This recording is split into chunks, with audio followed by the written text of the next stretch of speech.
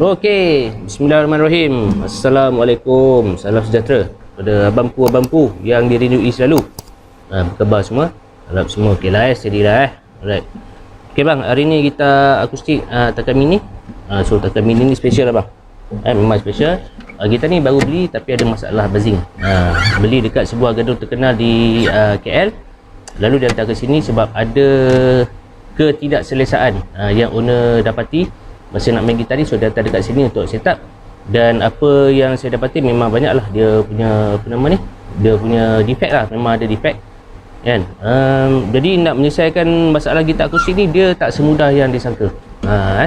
Jadi apa yang saya cek dekat sini, nombor satu adalah uneven frets, nombor satu. Dan dekat area tengah sini memang okey lah, tak ada apa-apa masalah sangat kan. Ada satu dekat sini kan, itu pun tak teruk. Tapi yang teruk dekat sini bang, dekat sini jadi dekat sini dia punya uneven frets tu memang ketara lah, memang obvious sangat kan. Nak buat leveling pun agak mencabar lah dekat situ kan. Lepas tu lagi satu, dia punya fret dia saiz kecil, saiz small. Saya ukur lebih kurang 1.1 mm macam tu. Dan dia punya height dia pun 1 mm kan. Jadi memang small lah, memang kecil. Jadi nak buat leveling tu agak kena berhati-hati kan. Jadi alhamdulillah saya dah buat kerja-kerja fret leveling, saya dah buat balik fret crowning dan sebagainya. Dan dia makan masa sikit lah sebab kita gitar akustik ni kita tak sama macam gitar elektrik. Kita kena lebih be careful, kena lebih berhati-hati sebab dia lebih fragile daripada gitar elektrik.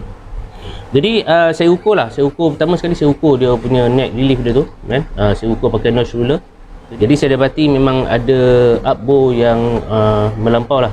Jadi bila dia melampau tu, kita ukur notch ruler tu untuk ketahui tahap paras keberadaan dia punya up bow tu kan. Jadi kita tarik pakai truss rod. Jadi bila kita adjust pakai truss rod tu, kalau belah sini kita tarik ke arah kita, kalau truss rod belah sini kita tolak ke depan kita supaya neck yang up bow tu dia tegak balik kan. Jadi untuk pakai notch ruler macam ni,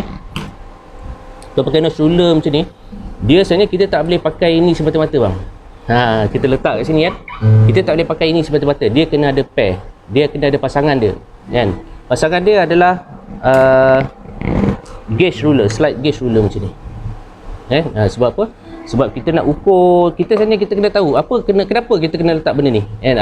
Adakah untuk kita saja-saja tengok adjust macam tu kan. Adakah semata-mata kerana tu? Ya, memang sebab itu, tapi dia sebenarnya lebih daripada itu. Dan sebab apa? Sebab neck ni kita kena tegakkan dia dulu. Kena tegakkan dulu untuk buat fret leveling, ataupun kita slightly tegak. Tak boleh ada case yang kita boleh tegak 100%, ada case yang kita tak boleh tegak 100%. Bergantung pada workmanship fretboard. And daripada situ kita boleh tahu fretboard tu ada twist atau tidak. Itu nombor satu. Kan. Jadi bila kita letak benda ni, notch ruler ni kita letak macam ni kan. Jadi bila kita letak macam ni, dia adalah kaedah tradisional, kaedah konvensional yang menggantikan penggunaan neck jig. Neck jig tu senang, kita bila letak situ, kita ada meter, just tarik sampai meter tu kosong, baru dia idle kan, dia 0 point kat situ. Tapi untuk cara manual, kita gunakan notch ruler ni untuk kita adjust truss rod dan kita masukkan slide ni ke tengah-tengah dia. Kita masukkan tengah dia kan. Jadi kat situ kita boleh tahu setakat mana kita nak berhenti kita punya truss rod tu kan. Ada yang kadang-kadang kita kat sini okey kan, tapi dekat sini dia lopong, dia ada gap kat situ. So bila kita buat leveling tu tak betul. Itu jadi masalah tu bang. Kita dah buat leveling pun dia buzzing lagi, ataupun kita over leveling. Bila kita over leveling, fret extra jumbo tu dia boleh jadi small, dia punya feel dia tu, sebab dia dah rendah. Itu bahaya dia kan. Jadi kita kena tahu macam mana kita nak pakai benda ni. Kita tak boleh pakai macam ni semata-mata tengok pakai mata, tak boleh, pasal benda ni dia menipu kita, terutama barang-barang yang berkualiti rendah kan. Sebab dia kalau sengit sikit dia akan ada gap kan. Dia melainkan kalau yang jenis tebal ni tu, yang jenis 100%, 99% lurus tu, kita boleh percaya pakai mata. Tapi kalau macam saya, mahal atau murah, saya kena ada pair macam ni untuk confirm. Sebab kita kena ada dua panca indera untuk confirmkan dia, iaitu penglihatan dan rasa. Jadi dekat sini kita boleh masuk kat sini, kita boleh rasa. Dan kita boleh rasa kalau slide tu tersangkut, maknanya neck tu tegak lah. Daripada sini sampai sini, maknanya kita buat tu at least 95%, 99% tu okey kan. Jadi kalau kita masuk dekat sini, ada yang okey, ada yang lobos, maknanya itu ada masalah. Daripada situ kita boleh tahu paras radius fretboard yang bermasalah, dan daripada situ kita boleh buat judgement kita boleh buat justification sama ada gitar ni perlu refret atau tidak, sebab kita nak kena gosok balik dia punya fretboard tu.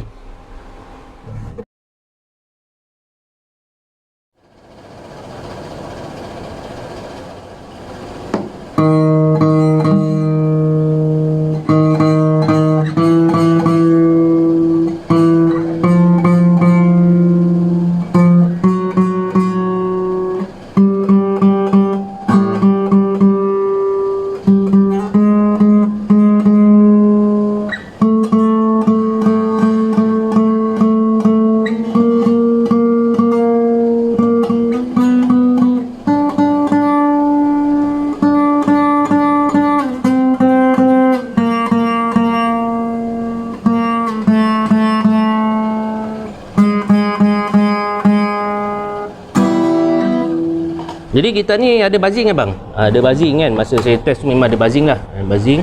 Jadi kenapa dia buzzing? Okay. Kalau dia ada dua benda bang, buzzing.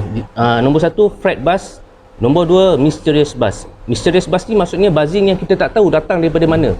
Kan? Dia buzzing, kita check leveling dah okey, tapi dia ada buzzing kan. Ada buzzing yang kadang-kadang daripada bridge, kadang-kadang daripada sini kan. Itu nama dia mysterious buzzing. Jadi mysterious buzzing ni bang, kan, cara kaedah dia kan, dia ada 3 spot utama. Nombor 1 bridge, bawah bridge tu. Nombor 2 nut.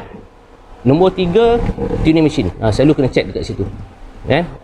Jadi dekat bawah bridge ni biasanya dia akan berlaku pada gitar-gitar yang ada pickup lah. Gitar-gitar yang ada pickup. Ataupun gitar yang ada pakai bridge yang ada screw. Dekat bawah tu ada washer tu loose dan dia bergetar. Itu masalah dia. Dan gitar yang ada pickup tu bawah dia biasanya ada piezo. Piezo tu dalam tu ada casing. Casing tu dia tak boleh shoot dengan saddle. Bila dia tak boleh shoot dengan saddle, saddle tak boleh masuk habis. Jadi brass kat dalam tu dia bergetar. Dia ringing kat dalam tu kan. Bila dia ringing tu, itu bunyi buzzing tu. So kita boleh check dekat situ. Dan nut. Okey, nut ni bila kita open string dia bergetar kan. Dia buzzing kan. Padahal kita open string je kot. Bila kita tekan dia okey. Kan? Bila kita lepas dia buzzing kan. Sebab apa? Sebab ini adalah nut plastik. Nut plastik ni dia biasanya dia buat mold tu sama untuk 1000 unit, 10,000 unit sama. Dia punya height dia sama. Dia standard. Jadi bila kita combine dengan human punya workmanship, dia tak sama bang. Machine dengan workmanship dia tak sama. Machine 100% tepat kalau dia buat mold untuk nut ni. Tapi workmanship untuk manusia ni bang kan, selalu ada berlaku human error. Kan? Kadang-kadang dia punya size fret dia, height fret tu dia tak tally dengan standard net yang ada, dan dia tak tally dengan saddle yang ada ni kan. Dia punya radius saddle. Jadi apa yang nak kena buat? Okey, apa yang nak kena buat? Nombor 1 tukar nut kan. Maknanya kita buat nut custom. Sebab tu saya macam orang yang hantar gitar akustik ni, saya selalu prefer untuk buatkan dia bone nut tulang. Sebab nut tu kita custom ikut kesesuaian gitar tu kan. Sebab nut standard ni bila kita letak kan, dia tak menjamin gitar tu okey bang kan. Dia bunyi sedap tapi playability tak best. Sebab apa? Sebab standard saddle ni tinggi. Yang ni saya dah rendahkan, saya dah mesin dia, saya dah rendahkan, baru dia suit dengan gitar ni. So tali dah rendah, dia 2mm, sekarang ni jadi 1.25mm kan. So dia tak buzzing. So bila dia tak buzzing tu just nice lah, sedap lah kita nak main kan.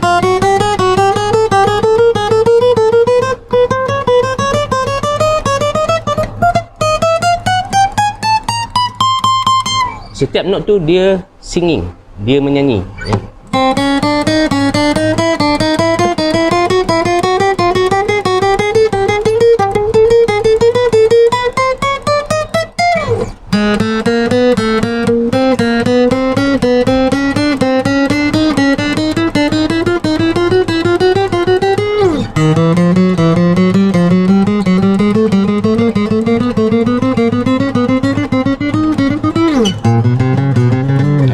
Penatlah pula jadi kan.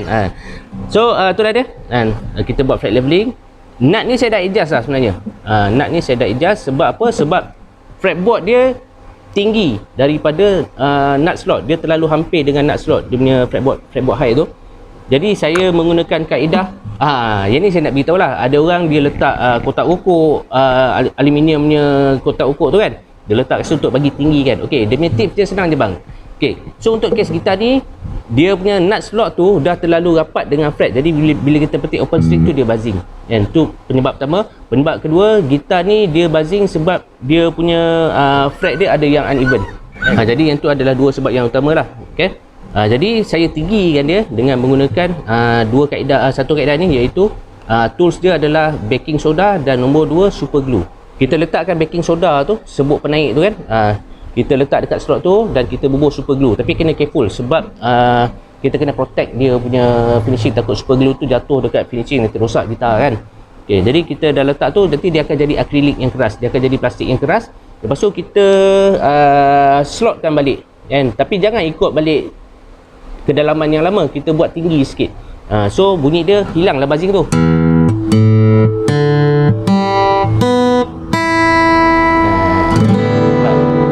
So just nice kan. Jadi masalah tu selesai. Jadi banyaklah yang sahabat-sahabat gitar yang saya tengok kan, bila hantar sini gitar akustik, dia macam-macam benda dia lapik bang, pakai kotak lah, pakai kertas lah, apa semua tu, benda semua tak boleh pakai. Jangan pakai benda tu sebab dia pertama dia affected pada bunyi dan dia affected pada sustain gitar kan. Memanglah gitar tu ada orang Ta'ala jadi bunyi apa semua kan. Kita jangan ikut sikap macam tu kita jangan ikut. Kita kalau boleh kita main gitar ni biar dengan kaedah yang orang kata apa, kaedah yang berdisiplin.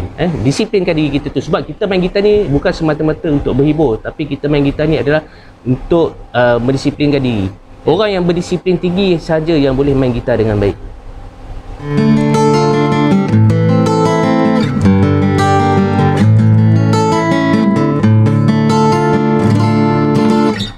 Kan?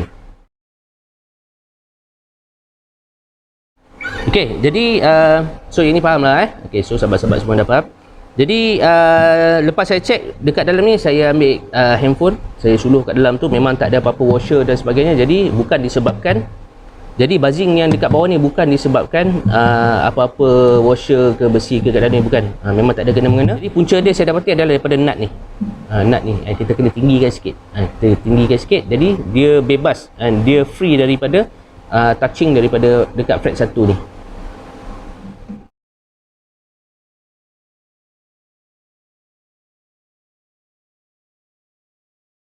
Adalah beberapa sahabat dia WhatsApp saya nak hantar gitar akustik dan sebagainya kan. Banyak yang saya tolak. Bukan sebab apa, sebab bila saya tanya pakai gitar apa, dia kata alah bang, gitar murah je bang, saya beli 150 je, saya beli 200 je, saya beli 300 je bang. Kata macam tu kan. Saya nak set up. Jadi untuk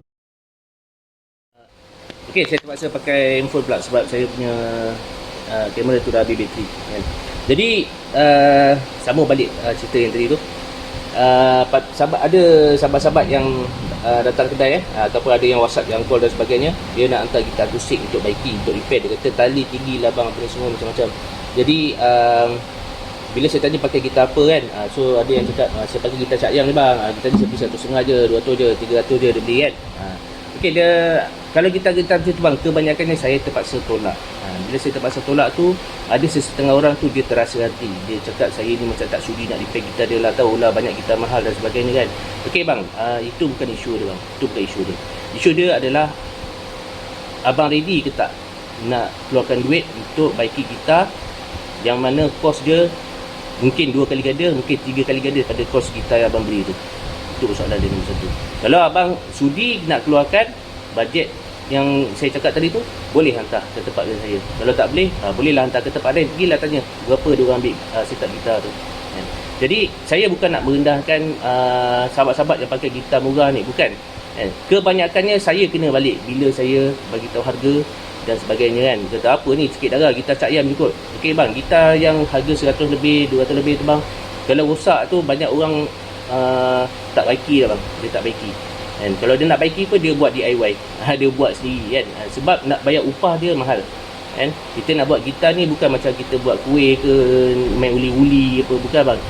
Macam untuk saya sendiri, saya menggunakan kaedah, saya mengikut kaedah profesional kan, yang mana kita nak belajar benda tu bukan makan hari, bukan makan bulan. Dia memakan masa bertahun-tahun bang untuk kita faham konsep tu.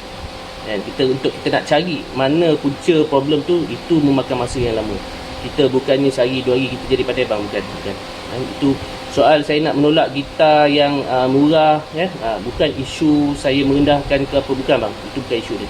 Isu dia abang sanggup tak untuk keluarkan modal membaiki gitar tu, sama ada kos dia double atau triple daripada harga gitar yang abang beli tu kan. Sebab apa bang? Okey, yang banyak datang ni dia punya bridge dia rosak, terangkat, dia punya tali tinggi, kan? Okey. Jadi bila saya cek bang kan, okey. Bila saya cek, kebanyakannya gitar-gitar yang akustik yang murah ni bang gitar bajet ni kan, gitar-gitar kopi, okey. So banyaknya dia punya angle dia sengit. Okey, banyak dia angle dia sengit. Okey, saya cerita balik pasal pembaris ni. Okey. So nak senang dia pembaris ni, okey, saya selalu pakai bukan untuk ukur fretboard. Bukan untuk ukur fretboard. Saya selalu nak ukur paras dia punya apa nama ni? Paras dia punya datum line. Datum line fretboard tu. Jadi untuk kes macam ni, kan?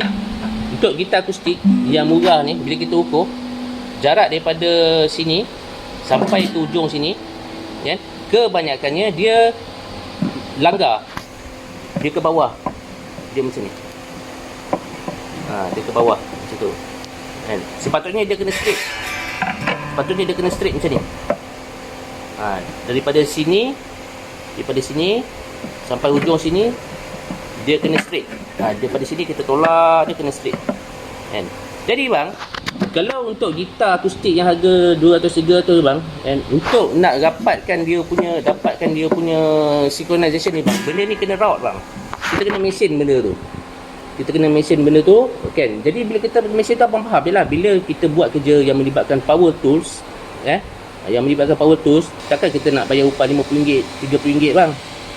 Itu kita boleh fikir sendiri lah bang.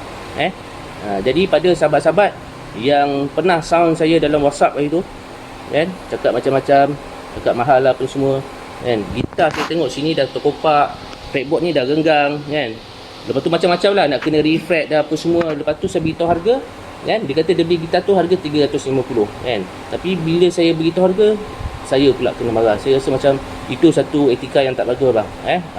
Jadi kita nak repair gitar ni bang, kan, kita nak repair gitar macam ni, jadi kita bukan macam buat kuih, main uli-uli, tepek-tepek, masuk oven, kan, lepas tu perap makan, kan. Kita bukan macam tu bang, kita bukan macam tu. Lebih pentingkan seni bang, kita lebih pentingkan attitude, kan. Sebab bila kita ada attitude yang bagus, baru kita boleh buat gitar. Kalau kita tak ada attitude yang bagus, kan, kita tak sabar, kita hanya mementingkan kuantiti semata-mata, benda tu tak jadi bang. Benda tu tak jadi.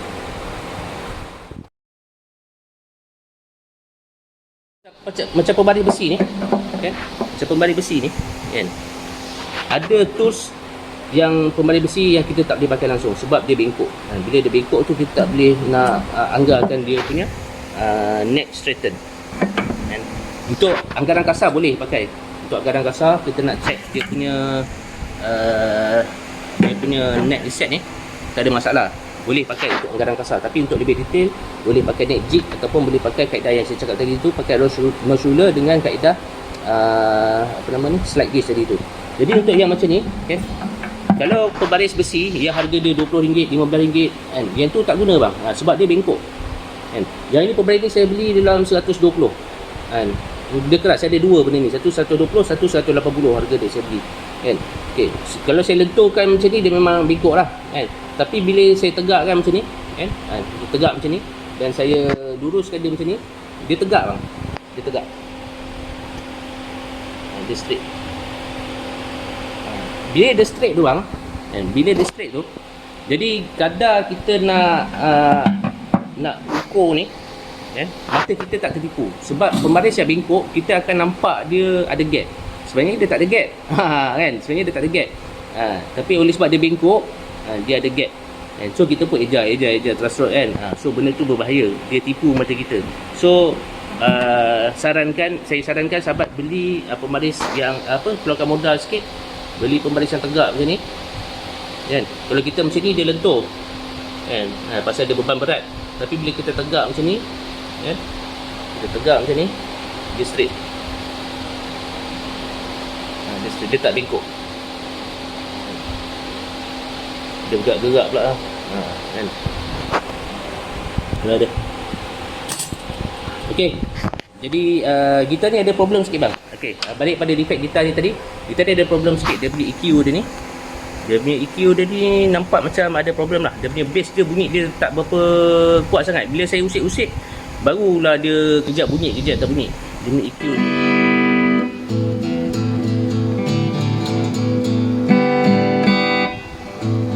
Jadi bass dia slow, treble kuat, bass slow. So tengok EQ dia.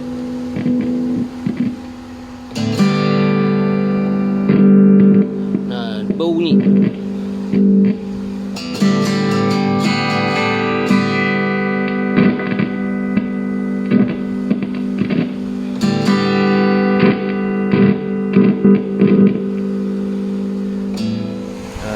Kan?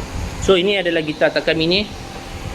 Ni gitar Takamine ni model ED, ni Takamine D series. Okay, Takamine D series. Yang ni dia crafted in China. Okay, crafted in China. Ni crafted in China. Kan? Jadi gitar dia banyak kopi bang. Rupa pun sama. Kan?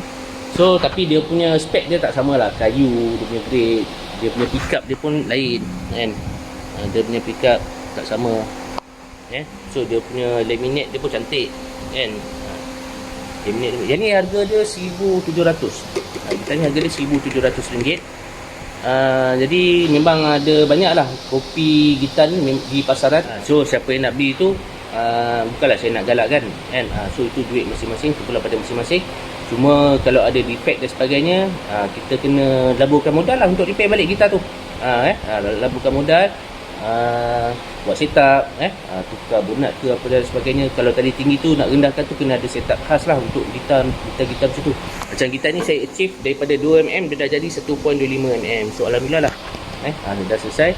Dia punya nut ni saya dah letak graphite. Dalam ni ada graphite dalam ni. Dia melicinkan slot nut tu. Dan dia punya kayu fretboard dia pun saya dah treatment. Saya dah treatment balik. So dia punya fret pun dah kilat. Saya dah buat crowning, dah buat dressing dan sebagainya. Kan? Sorry lah terpaksa pakai handphone pula. Saya punya kamera habis bateri. Lupa nak charge pula. Okey lah, saya bukti sampai sini je dulu. So gitar Takamine ni, owner dia saudara Saleh daripada Bangi. So hingga kita berjumpa lagi dalam episod yang akan datang. Sekian, terima kasih. Assalamualaikum.